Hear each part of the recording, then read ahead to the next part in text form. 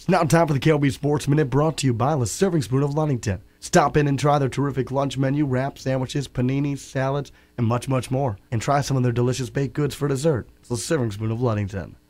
If you're like me and your TV is tuned to ESPN almost 24 hours a day, 7 days a week, you might have been wondering why your TV turned purple at about 11 a.m. on Tuesday. Well, that's because everyone's favorite old man, Brett Favre, decided that he would retire for the fourth time from the National Football League.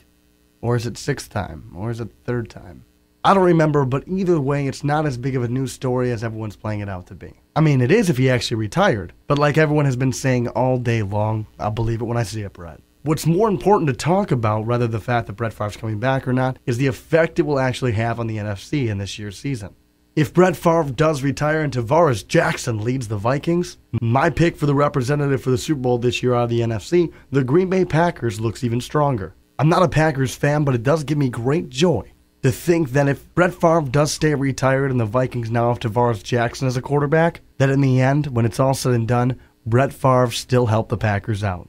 Because if Brett Favre had made up his mind sooner, there is a 0% chance in my mind that Minnesota would have went into 2010 with Tavares Jackson as their starting quarterback. In fact, if I had to guess, Donovan McNabb would probably be wearing a Minnesota Vikings uniform instead of a Washington Redskins uniform.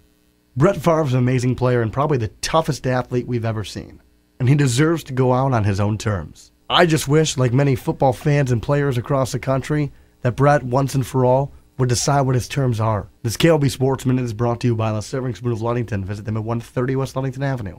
Online at www.theservingspoon.com, facebook.com/theservingspoon.